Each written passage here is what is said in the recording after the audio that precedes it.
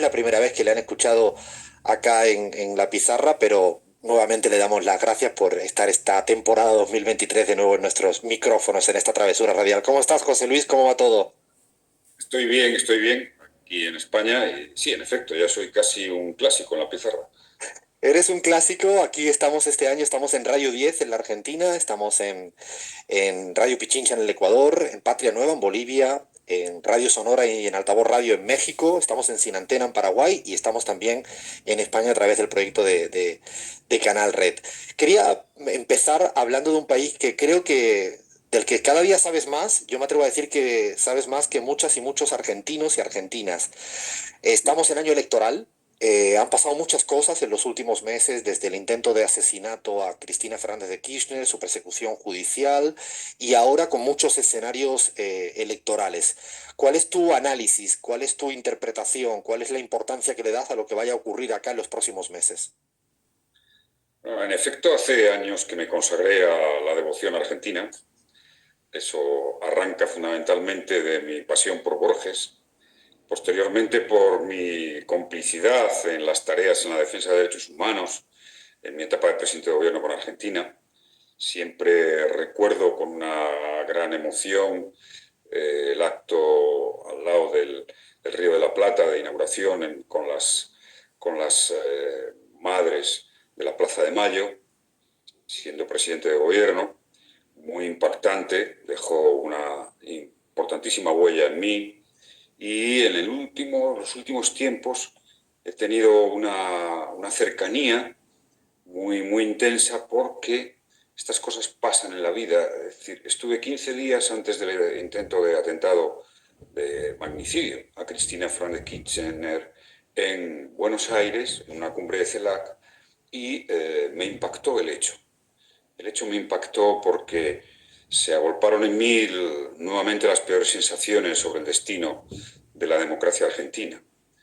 En definitiva, intentar matar a la vicepresidenta y a quien ha sido dos veces presidente de Argentina no era más que intentar herir muy gravemente a la democracia argentina, que después de 40 años había superado tantos retos.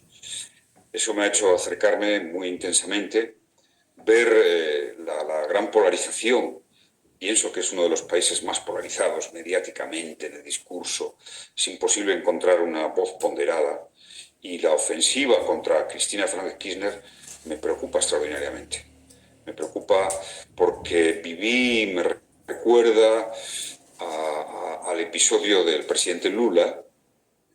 Recuerdo que cuando Lula fue encarcelado, pues fui uno de los pocos dirigentes europeos que firmó en pro de su inocencia y el tiempo pues, puso las cosas en su sitio. Es decir, este terreno tan vidrioso, tan difícil que es hasta qué punto se utiliza la judicialización de la política para no hacer la competición democrática en un parlamento o en el debate público, es un reto, especialmente en Latinoamérica, muy trascendental. Y pensando en esas elecciones, sinceramente pienso que esas elecciones en 2023 en Argentina, las próximas elecciones van a ser unas elecciones donde una vez más se va a poner a prueba la fortaleza democrática de Argentina.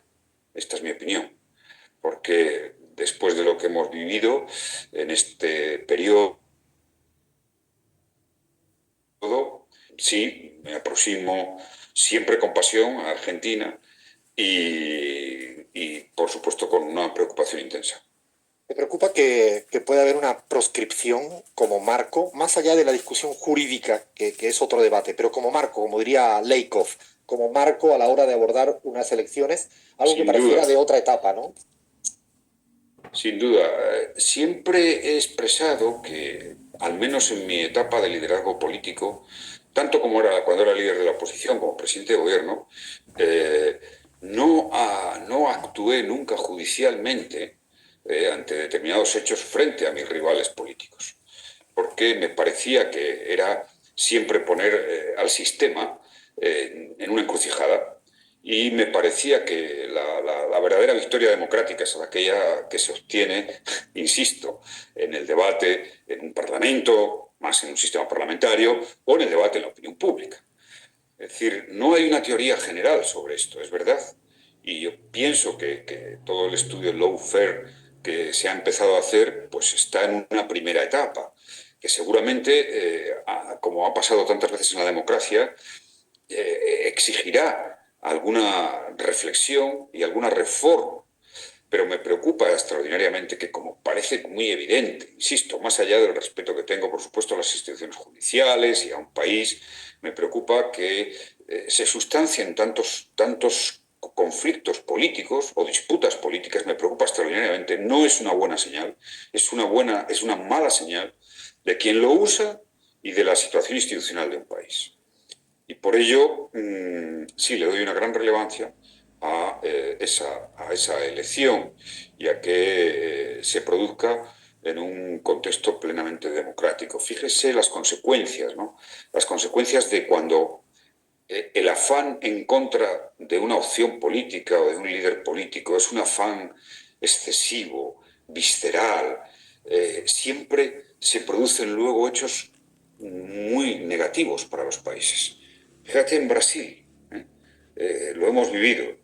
No solo, ya no me refiero solo al hecho negativo de la condena en principio injusta de Lula, que afortunadamente luego se revierte, pero eso acabó creando tal clima social en una parte que hemos visto lo que ha sucedido, nada más que el presidente Lula fue elegido democráticamente, un intento de golpe.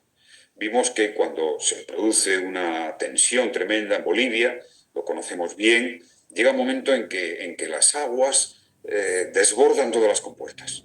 Ya entramos en el terreno de la no racionalidad, es decir, de que hay una parte de la sociedad, una parte del electorado que no admite. Así de preocupante es el que se pueda producir una victoria de quien no es tu opción. Entonces, creo que esto nos va a exigir seguramente una reflexión político-democrática muy a fondo, que va a durar años, y que Latinoamérica en su conjunto está siendo la gran experiencia de este nuevo fenómeno, de un nuevo fenómeno que aún, digamos que los grandes pensadores democráticos, las grandes escuelas de pensamiento democrático no han interiorizado, no han incorporado de una manera, en fin, decisiva en esa reflexión política, salvo, insisto, muy especialmente Brasil está siendo, ahora algo Argentina. Sí, debemos repensar este hecho porque cuando, insisto, el desbordamiento judicial, ¿no? El desbordamiento judicial de las acciones contra el liderazgo político normalmente está afectando al mismo ser esencial de la democracia. Yo deseo que Argentina, claro, cuando hay una parte, casi la mitad de la sociedad, que piensa que no hay imparcialidad en una acción judicial contra un líder político, algo está pasando. Es decir, y lo deseable sería que quienes, en fin, disputan esa opción, deberían reflexionar. Algo está pasando. Y ese algo puede ser negativo para todos. Esta es mi reflexión. ¿Qué te parece en ese sentido los líderes, lideresas que hay en el lado opositor del kirchnerismo, del Frente de Todos, es decir, el pensamiento conservador argentino, desde hoy en día los que están encima de la mesa, desde Milei, pasando por Larreta, Bullrich, entiendo que le sigues. ¿Qué sensación te da a ti como su propuesta? ¿Qué hay detrás de su propuesta? Bueno, me preocupa esencialmente que sea una propuesta anti y visceralmente anti. Es decir, desde fuera es paradigmático ver que cada vez que normalmente oyes a un líder de la oposición en Argentina, pues está la palabra kirchnerismo, ¿no? Y Cristina Fernández Kirchner. Esto es muy preocupante. Eso unido a que la aparición de una fuerza política como Milei, pues viene a abonar una tesis que va en consonancia con lo que antes explicitaba, y es que cuando el centro derecha se derechiza o pierde, digamos, un poco la paciencia, la paciencia democrática, que es una gran virtud democrática, pues, en fin, entramos en una etapa donde vamos a ver a las instituciones crujir y seguramente una polarización de la sociedad. Claro, hay que recordar el principio esencial de la democracia y de los demócratas, que es la aceptación de la derrota. Hay que, es tan importante, en democracia es más importante saber aceptar y saber perder democráticamente que lo contrario. Entonces, bueno, en fin, he visto, he comprobado que estamos en un momento bueno, afortunadamente Colombia, que ha sido un cambio significativo, parece que era un temor grande, que esa aceptación de la victoria de Petro se produce más o menos, ¿no? Con una cierta por parte del centro derecha, más allá de que van a, por supuesto, organicen movilizaciones, etc. Entonces ahí es donde estamos y esto exigiría, en mi opinión, una reflexión política. ¿Cuál es la respuesta?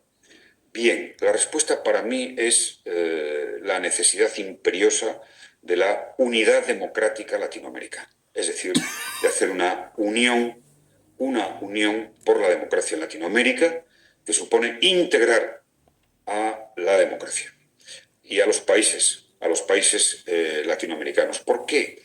Porque es evidente que si fortalecemos instituciones superiores que no han funcionado, como la OEA, obviamente, y más bien cómo ha funcionado, ¿no? Instituciones superiores de autoridad democrática, haremos que se preserve el conjunto de las democracias, el conjunto de las naciones democráticas. Entonces, me parece que la respuesta progresista a esta coyuntura, teniendo además una mayoría progresista, como hay de muchos gobiernos y con presidentes de autoridad y de prestigio, sería el gran proceso de integración latinoamericana. Fíjese que para mí la integración latinoamericana no es un proyecto económico, es un proyecto democrático, es un proyecto político democrático, porque las democracias nacionales son más vulnerables en este mundo global de poderes, en fin, muy notables, que si están en procesos de una gran unidad regional, como en este caso sería Latinoamérica. Sé que esto es todavía